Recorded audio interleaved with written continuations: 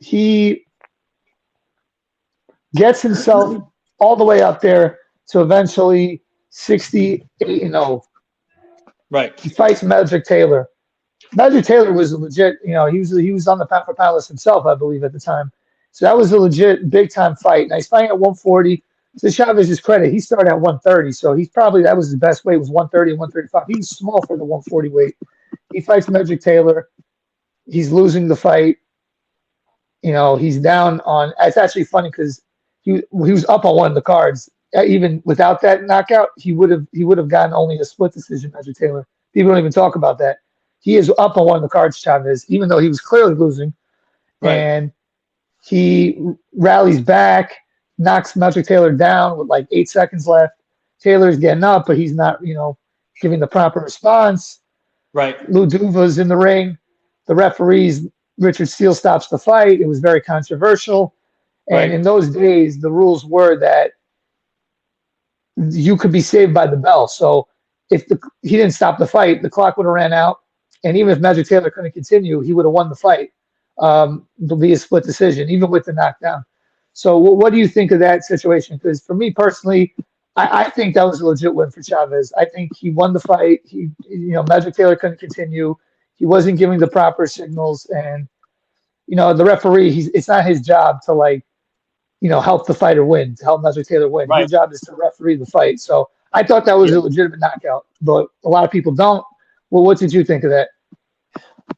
Before I give you the answer on that, man, do you think that was kind of a fast count? I never even thought about that until now. But sometimes counts are faster than others. I thought Richard Steele was counting kind of fast. But it's hard to say because, it's hard to see. Like you said, counts are faster than others. I never thought it was. I never thought into it. I just have to be honest. I thought Meldrick Taylor, he couldn't continue. And if that fight was another minute, let's say, I don't he couldn't continue. The way he got up in time, but he was not responsive and he wasn't there. He really didn't look. He was wide eyed. He was dazed. The lights were on, but no one was home. Right. Exactly. Yeah. Exactly. So, I know the rule back then was different than the rules now, where you could be saved by the bell, which I think is a stupid rule. I think you should have to beat the count. I don't care if there's no time left. I don't think that's right to the fighter who's trailing, but I thought that it was a legitimate knockout, but a lot of people don't. So I want to know what you thought.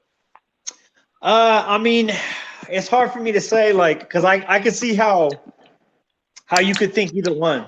You know what I mean? How you could think that it wasn't a legit knockout, because it's God damn, dude, he's got 2 seconds left. You can't give him the 2 seconds. But in the 2 seconds, Chavez could have landed one more punch, and that guy could have been done for. But exactly. So as far as that goes, man, on Monday I might think that they should have let Taylor continue, and then on Tuesday I say, oh no, it's legit. Yep. And that's another reason why that fight sticks out so much to people, is because it was so dramatic. You know what I mean? It wasn't. It was very dramatic. It was a very high-paced fight. You know what I mean? And it just depends on what angle you're looking at it. What you see is, I guess, the best way I can describe it.